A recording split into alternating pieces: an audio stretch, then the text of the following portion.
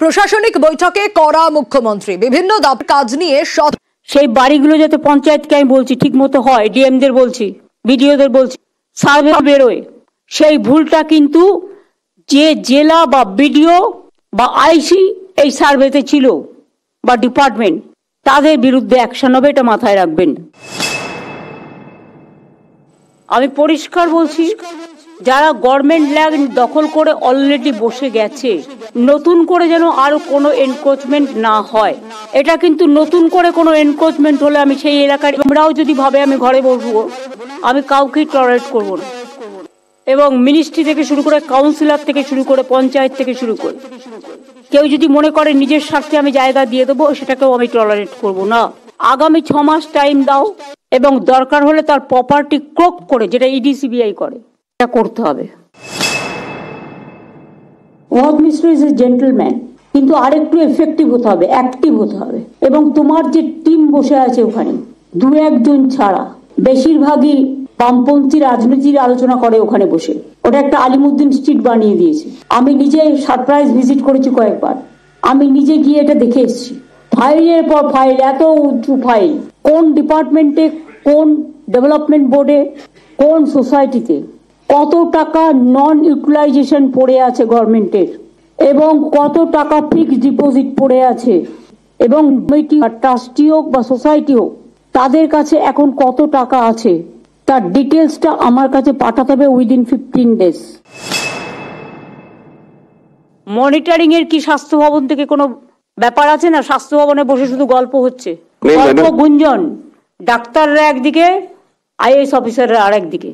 না ম্যাডাম, আমরা স্বাস্থ্য কেন্দ্র, এগুলো কি মনিটরিং করা হয়? ইয়েস ম্যাডাম, ওগুলো সব করা হয়। কি সিস্টেমে করো একটু জানিয়ে তো, চন্দ্রিমা তুমি দেখে নিয়ে আমায় বলো তো। অনেকে বাইরে থেকে আসছে, সরকারি জমির ওপরে ফ্ল্যাট তৈরি করছে বেআইনি ভাবে, এবং ফ্ল্যাটগুলোকে বিক্রি করে দিয়ে বাইরে চলে যাচ্ছে, আর কিন্তু এখানে থাকছে না, এটা স্থানীয় নয় বেশিরভাগ। আমি খোঁজ নিয়ে দেখে, যেখানে কে দিল বিল্ডিং এর পারমিশন, কে দিল, তাদের বিরুদ্ধেও কিন্তু অ্যাকশন হবে। অনুযায়ী ডাইরেক্ট হাতে নেবে, জেলাকে দেবে না, স্টেট পুলিশ করবে কাজে। আর এক চোখ থাকবে অন্য জায়গায়, তাহলে এসপি হওয়ার প্রয়োজন। ডিএমলারও টাকা নিয়ে জমি দিচ্ছে, কোথায় দিচ্ছে না, মানুষকে হ্যারাস করছে। Rajiv, you have to take a strong step for DIB. একটা ইনফরমেশন তারা রাখে না, একটা ইনফরমেশন দেয় না, তারা পোস্টটাকে নিয়ে খেলা করে, অনৈতিক খেলা। এগুলোকে চেঞ্জ করে দাও। পুলিশ পিটি তোমাদের এক একজনের এক এক রকম আছে। যারা সত্যিকারে কাজ করে, অনেক সৎ পুলিশ অফিসার আছে, খেটে খায়, তাদের দিকে তোমরা নজর দাও না। লবি চলে, লবি, যে কাজের লোক হবে তাকে দিতে হবে, কোনো লবি চলবে না। লবি একটাই, অর্থাৎ ফেক অ্যাকাউন্ট। এই আনঅ্যাকাউন্টেড মানি ভেরি হার্ড ওয়ার্ক। আমি 2 মাস টাইম দিলাম, জানুয়ারি আর ফেব্রুয়ারি, এর মধ্যে কাজটা কমপ্লিট করতে হবে। মমতা বন্দ্যোপাধ্যায়, আর তারপরে কি ছবি দেখা গেল জানেন? ঠিক এই ছবিটা। হ্যাঁ, বালি চুরি রুখতে তৎপরতা সকাল থেকে। বীরভূমের ছবি আপনাদের দেখাচ্ছি। আর বালি চুরি আটকাতে পুলিশি তৎপরতা নজরে এলো। মুখ্যমন্ত্রীর হুঁশিয়ারির পরই বীরভূম পুলিশ একেবারে সতর্ক। ময়ূরাক্ষী নদীর বিভিন্ন ঘাটেই পুলিশি অভিযান। সকাল থেকে ঠিক কি ছবি ধরা পড়েছে সুপ্রতিম জানাতে পারবে আরো ডিটেল। সুপ্রতিম রয়েছে আমার সঙ্গে। সুপ্রতিম, মুখ্যমন্ত্রী মমতা বন্দ্যোপাধ্যায় রীতিমতো হুঁশিয়ারি দিয়েছিলেন, ক্ষোভ প্রকাশ করেছিলেন এই বালি চুরি নিয়ে গতকালও, আর আজ ছবিটা একেবারে অন্য। পুলিশি তৎপরতা নজরে আসছে। সকাল থেকে কোথায় কোথায় এই ছবি দেখা যাচ্ছে? দেখো, গতকাল বিকাল এবং আজকে সকাল থেকে কিন্তু পুলিশি তৎপরতার ছবি দেখা যাচ্ছে। এবং বীরভূমে যে সমস্ত নদীগুলো রয়েছে, যেগুলো সরকারি টেন্ডারপ্রাপ্ত গালীঘাট রয়েছে, তার মধ্যে ময়ূরাক্ষী নদী রয়েছে, অজয় নদী রয়েছে, রামপুরহাট রয়েছে, নলাটি রয়েছে, বিভিন্ন জায়গায় কিন্তু পুলিশি অভিযান চলছে। এবং যেখানে দেখা হচ্ছে কি যে সমস্ত বালিঘাটগুলিতে সরকারি টেন্ডার দেওয়া হয়েছে, তারা সেই টেন্ডারের বাইরে গিয়ে বালি কাটছে কিনা, বা তারা যে চালান নিয়ে বালি নিয়ে যাচ্ছে এক জায়গা থেকে অন্য জায়গা, সেই চালানের বৈধতা পরীক্ষা করা হচ্ছে। এবং কোথাও কোনো বেআইনি বেআইনিভাবে বালি উত্তোলন করা হচ্ছে কিনা। সমস্ত জায়গাতেই কিন্তু সাঁইথিয়া, মোহাম্মদবাজার, সিউড়ির বিভিন্ন জায়গা, ময়ূরাক্ষী নদীঘাট, বোলপুর রয়েছে, অজয় নদী রয়েছে, এছাড়াও বিভিন্ন জায়গা, সেগুলো কিন্তু পুলিশে এবং প্রশাসনের বিভিন্ন টিম তারা কিন্তু গিয়ে সেখানে তারা সেগুলো দেখছেন যে কিভাবে বালি তোলা হচ্ছে এবং কোথাও কোনো অবৈধ কিছু রয়েছে কিনা। এবং যে সমস্ত চালানগুলো দেওয়া হয়েছে সরকারিভাবে, সেই চালানের সঠিকভাবে ব্যবহার করা হচ্ছে কিনা সেগুলোও কিন্তু দেখছে। এবং পুলিশই তৎপর রয়েছে এবং পুলিশ জানিয়েছে যে কোথাও যদি কোনো বেআইনি ব্যবস্থা তাদের চোখে পড়ে, কোথাও যদি কোনো বেআইনি চালান চোখে পড়ে, তারা কিন্তু সঙ্গে সঙ্গে ব্যবস্থা নেওয়া হবে। বেশ সুপ্রতিম, অবশ্যই নজর থাকবে। এবং গতকাল বিকেল থেকে এটা শুরু হয়ে গিয়েছে। গতকাল দুপুরবেলা প্রশাসনিক বৈঠক থেকে মমতা বন্দ্যোপাধ্যায় কি বলেছিলেন শোনাবো। বীরভূমের ডিএমকে ডাকছে বিধান, তোমার ওখানে যে গতিতে কাজ তুমি শুরু করেছিলে, হঠাৎ এমন কি হলো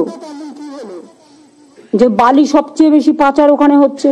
বীরভূম নিয়ে আমরা আগে যতটা খুশি ছিলাম, এখন কিন্তু আমরা ততটা খুশি নই। আমি তোমার সময় দিচ্ছি, 7 দিনের মধ্যে এগুলোকে রিকভারি করো। গভর্নমেন্ট রেভিনিউ কেউ নিয়ে চলে যাবে আর তোমরা আঙুল গুটিয়ে বসে থাকবে, এটা আমি কিন্তু টলারেট করবো না। কিছু আইসিও যা ইচ্ছে তাই করে বেড়াচ্ছে।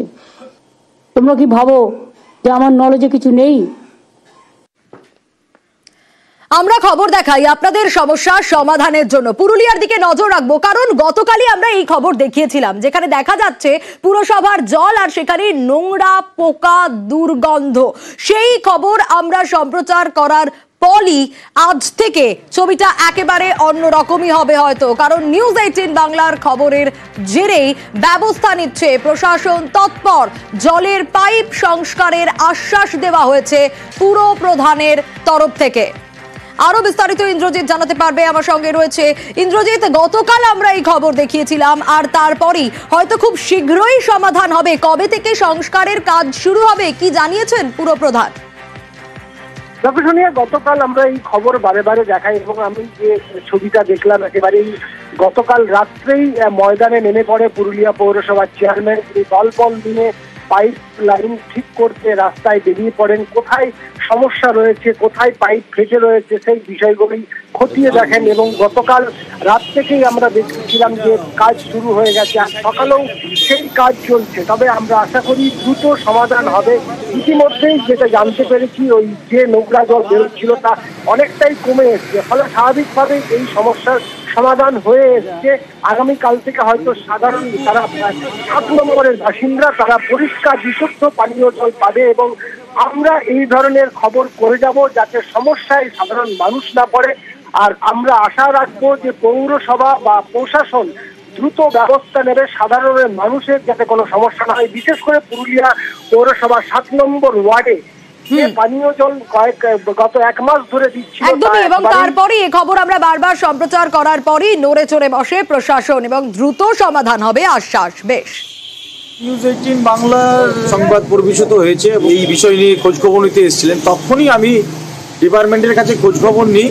অভিযোগটা বেশ কয়েকদিন ধরেই ছিল, কিন্তু যেহেতু এই কালভার্ট ক্লিনিং ছিল না, যার ফলে প্লাম্বার তারা নামতে পারেন, জলের যে লিকটা যেখানে হয়েছে সেই লিকটা তারা সারতে পারেন, যার ফলে আশেপাশে বেশ কিছু ফলে নোংরা জল যাচ্ছে, ড্রেনের জল পাইপে ঢুকে যাচ্ছে। তাই আমরা এমার্জেন্সি ভিত্তিতে এই গার্বেজটা ক্লিনিং করছি। আমাদের যে প্লাম্বার আছে তারা ওই জলের লিকেজটা সারবেন, তারপরে নোংরা জলটা বন্ধ হবে।